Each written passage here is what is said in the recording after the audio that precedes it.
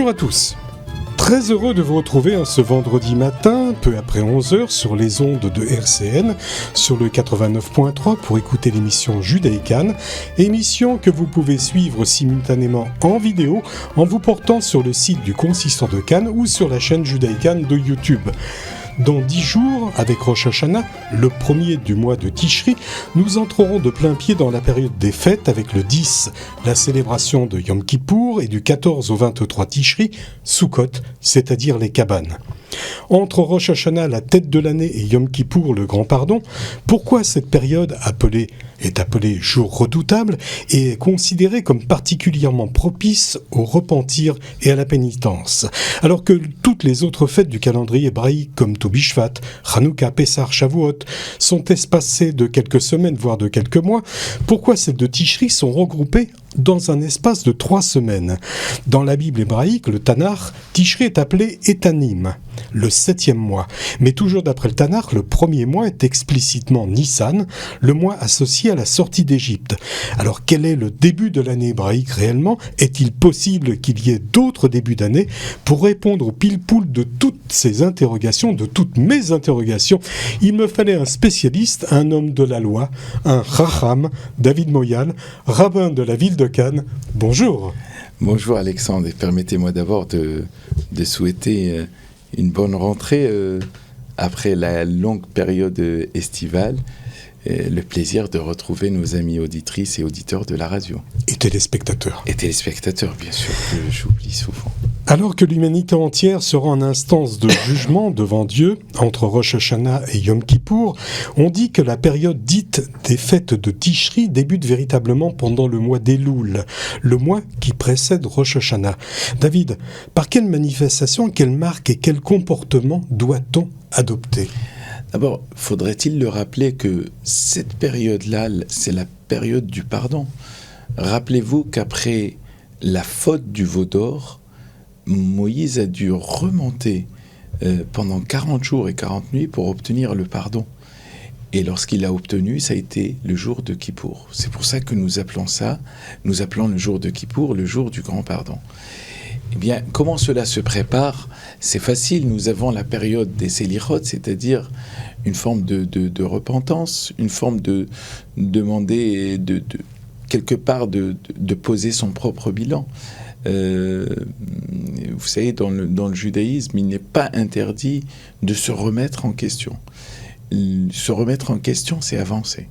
Et donc, pendant toute cette période, c'est vrai qu'il y a cette partie liturgique qui va nous rappeler un petit peu que nous ne sommes pas très loin du grand jour de Kippour, mais il y a aussi une préparation en amont qui insisterait sur souvent notre comportement, parfois vis-à-vis de nos proches, sans parler peut-être vis-à-vis de Dieu, parce que celui-ci reste intimement lié à Dieu.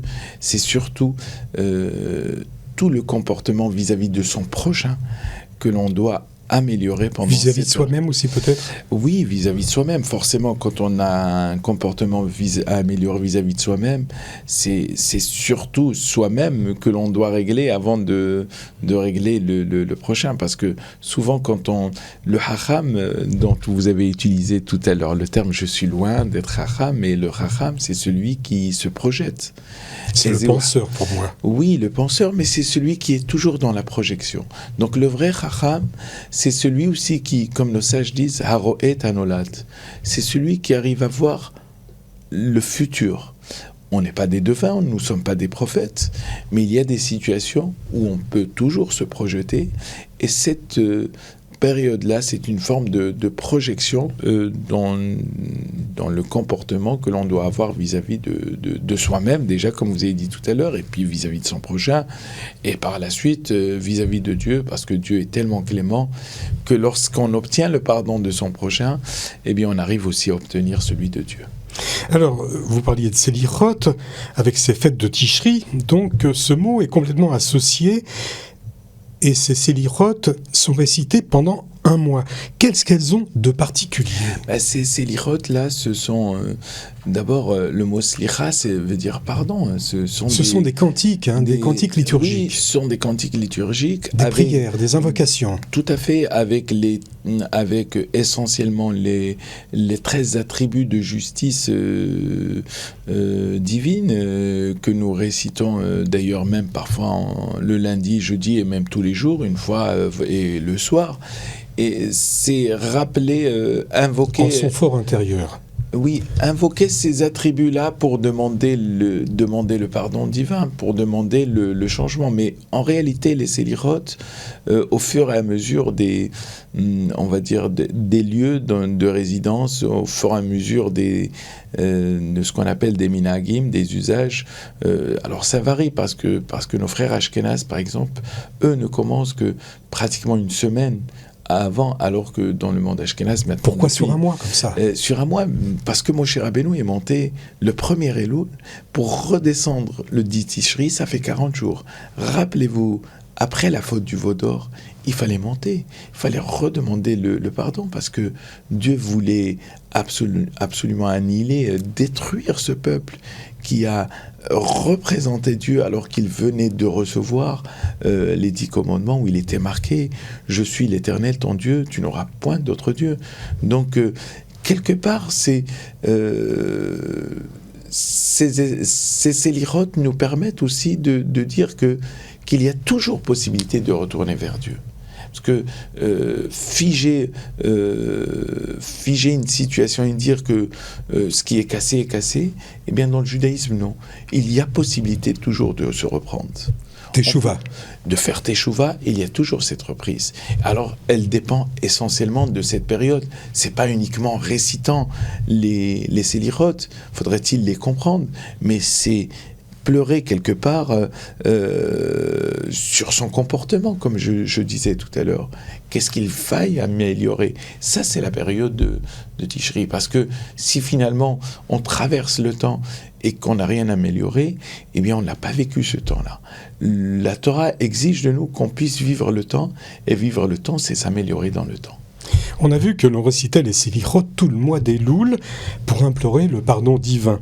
Alors pourquoi cette période entre le 1er et le 10 est-elle considérée comme particulièrement propice pour le repentir et la pénitence? Alors, pourquoi uniquement que cette période de 10 jours, alors qu'on récite les selichot depuis le début du mois d'Elul, oui, c'est-à-dire 30 jours avant? Oui, tout à fait. C'est-à-dire que la période de Tishri, Dieu se retrouve, il est comme le roi qui est dans les champs. Lorsque le roi est entouré de ses sujets, eh bien on a envie de lui faire plaisir, on a envie de lui rendre grâce, honneur, etc. Donc Dieu est proche, comme il est marqué, comme le roi David dit, Karov Hashem lechol koreav, c'est-à-dire que Dieu est proche de tous ceux qui l'implorent, mais il est marqué aussi dans les prophètes que implorer Dieu parce qu'il est proche. Il est proche pendant cette période. Alors pourquoi uniquement cette période et pas une autre période? Mais parce que tout simplement, c'est une période où c'est la période qui a marqué la création du monde, qui a marqué la création de l'univers, et en l'occurrence la création surtout de l'homme. Donc forcément à chaque anniversaire, comme à chaque anniversaire, eh bien on se pose les bonnes questions pour avoir les meilleures réponses possibles et pour s'améliorer. Et donc, la période des Tishri, c'est celle-là. J'en viens à présent aux questions que j'ai posées lors de ma présentation. Entre Rosh Hashanah, donc la tête de l'année, littéralement la tête de l'année, Yom Kippour, le jour du grand pardon, pourquoi cette période est appelée jour redoutable? Ça s'appelle Yamim Noraim parce que ce sont des fêtes austères. En réalité, les fêtes que nous avons, celle de Sukkot qui va suivre bien après, ou par exemple celle de Pessah et de Shavuot, sont des fêtes joyeuses, sont des fêtes liées à l'agriculture. À cette époque, c'est pour ça que ce sont des fêtes qui respectent le temps, surtout les saisons. Et donc, elles sont liées forcément à l'agriculture, à ce qu'on appelle à la parnassa, c'est-à-dire la subsistance. Donc on a de quoi manger, de quoi boire, de quoi satisfaire ses besoins. Donc il y a une forme de joie. Alors que là, ces fêtes-là, ce sont des fêtes très austères parce que nous attendons... Tout ce qui est agricole est déjà passé, et puis là, on rentre pratiquement dans l'hiver. On rentre pratiquement dans l'hiver, mais il y a surtout l'incertitude de se dire que nous sommes jugés. Nous passons devant un tribunal. Et on est jugé sur une semaine en plus. On est sur 10 jours, une dizaine de jours. Mais nous sommes jugés et tout est décidé pendant cet instant-là. Donc la joie, elle est contenue, même s'il y a en réalité une autre joie, parce que nous avons en nous cette émouna, cette foi de croire que Dieu va nous inscrire dans le livre de la vie. Mais entre-temps, tant que le jugement n'est pas passé, nous sommes toujours dans cette angoisse. D'ailleurs, il y a une angoisse pour certains parce qu'ils ont peur de jeûner à Kippour, mais il y a aussi une angoisse intérieure de se dire qu'est-ce qui va se passer pour nous ? Et lorsqu'on a cette prise de conscience, eh bien c'est déjà le début déjà de la repentance, le début de la teshuva vers la vie. David Moyal, le rabbin de la ville de Cannes, toujours répond à mes questions. Une question très très simple. Alors que toutes les autres fêtes du calendrier hébraïque, comme Tou Bishvat, Hanouka, Pessah, Shavuot, sont espacées de quelques semaines, voire de quelques mois, est-ce un hasard si celles de Tishri sont regroupées sur 3 semaines? On a ces grandes fêtes, Rosh Hashanah, Kippour, Sukkot, avec le début et la fin de Sukkot, sur 3 semaines, tout est regroupé comme ça. Pourquoi ? Bien, c'est aussi... Est-ce que c'est une volonté divine ? Oui, tout à fait, c'est plus qu'une volonté divine. Regardez, on commence par l'austérité et on finit par la joie. L'excellence, la joie, la fête par excellence de la joie, c'est Simchat Torah, c'est Sukkot aussi. C'est-à-dire que le peuple juif a toujours vécu dans une forme d'espoir. Vous savez, l'hymne national israélien qu'on appelle la tikva, c'est-à-dire l'espoir. C'est-à-dire que le peuple juif, combien même il se sait en train d'être jugé, eh bien, il a cette conviction qu'à la fin du mois, eh bien, il est dans une forme de joie, il est dans une forme d'assurance qu'il va être inscrit dans le livre de la vie. Et que c'est ça aussi la vie. Il y a, lorsqu'on passe par les moments austères, on arrive à relativiser. La vraie joie dont on parle, c'est celle qui nous permet de se contenir, pas la joie que nous connaissons lorsqu'il y a 1er janvier, où on mange et on boit et on s'oublie totalement. Non. Le premier jour de l'année, la Torah nous demande une forme de remise en question. Je suis en vie cette année, qu'est-ce que je peux améliorer ? Et pour être en vie l'année prochaine. Pour être en vie l'année prochaine, être en bonne santé l'année prochaine. Eh bien, le peuple juif est continuellement dans cette forme de questionnement. Si vous voulez, c'est la raison pour laquelle il est aussi beaucoup plus simple de contenir tout cela sur le mois de Tishri et de ne pas dire on va mettre le jugement et puis on attendra le verdict dans 6 mois. Personne ne tiendrait. Là, tout se fait dans la continuité. Et puis en même temps, une dernière chose, on est tellement dans C'est ce qu'on appelle la justice divine expéditive, alors. Elle n'est pas expéditive parce que, rappelez-vous qu'elle a commencé, elle a commencé déjà depuis le mois de Tishri, depuis le mois de Elul, pardon. Depuis il y a une préparation. Et puis, il y a cette période où tout le monde se retrouve, mais il y a surtout ça, c'est que à la fin du mois de Tishri, c'est-à-dire ce 7e mois, il y a une envie de prendre un nouvel élan et de continuer sur ce qui a été fait, ce qui a été commencé avant. Et la Torah a voulu tout mettre en même temps pour qu'on puisse s'adapter, qu'on puisse s'habituer. Parce que finalement, par exemple, là, on se lève très tôt en ce moment pour les sdirot. Vous imaginez si on mettait 2 jours par mois, ce serait difficile. Mais là, il y a une forme d'adaptation. La Torah nous demande de l'effort dans le temps. Et donc, cet effort-là, une fois qu'il est répété pratiquement, dirons-nous, pendant 1 mois, il va être usagé, il va être presque familier. Dans la Bible hébraïque, le Tanakh, Tishri est appelé Etanim, Etanim, tout à fait. le 7e mois. Mais toujours d'après le Tanakh, c'est explicitement Nissan, le mois associé à la sortie d'Égypte, qui lui est le 1er mois. Alors j'ai 2 questions.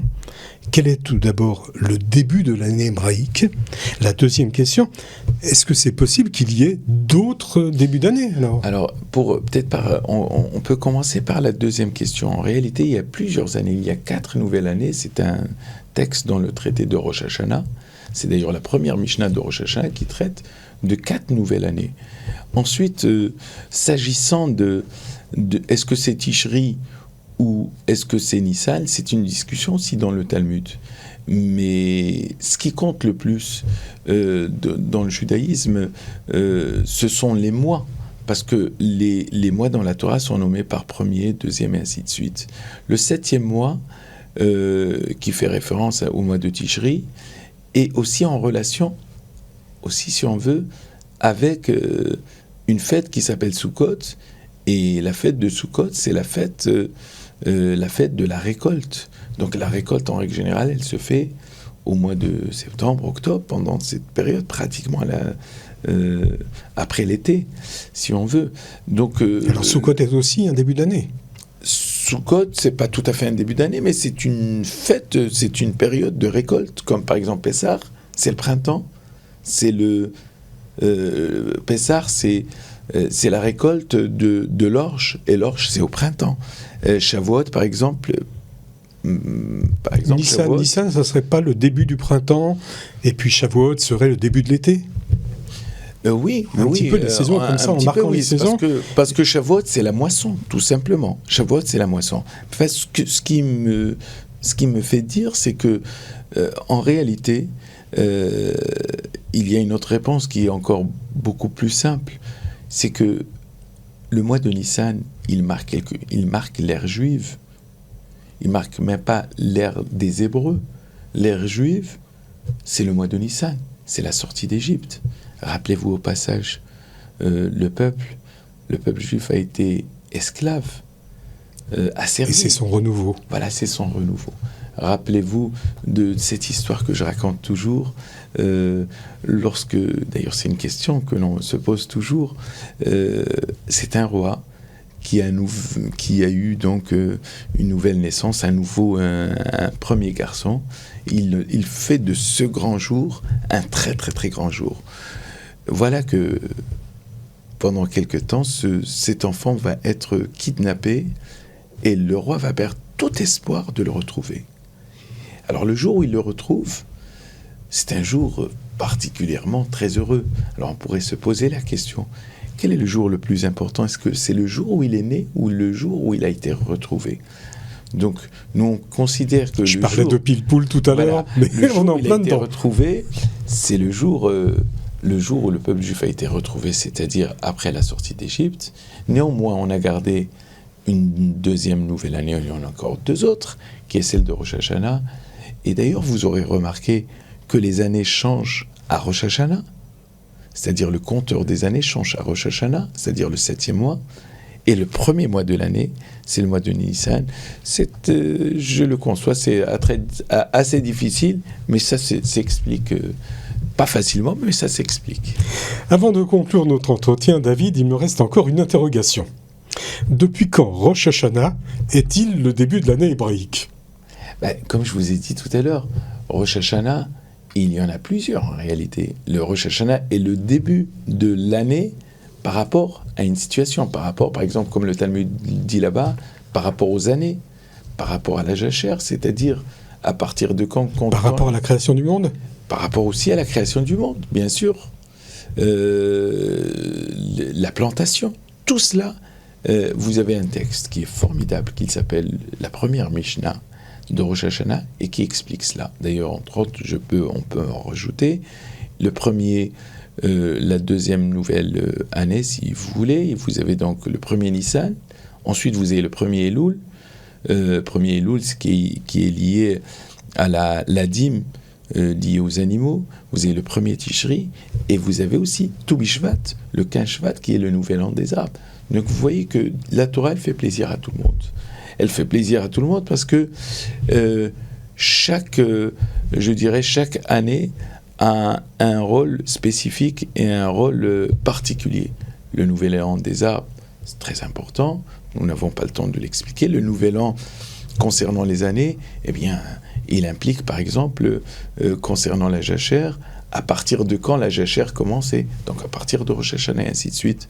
Donc tout cela, les sages du Talmud ont dû scinder cela en 4, et la réalité c'est que Rosh Hashanah, le vrai Rosh Hashanah, c'est vrai que c'est Rosh Hashanah au niveau des compteurs des années, parce qu'à partir de Rosh Hashanah, dans quelques jours, nous passerons en l'an 5780, alors qu'au mois de Nissan, on restera toujours en l'an 5780.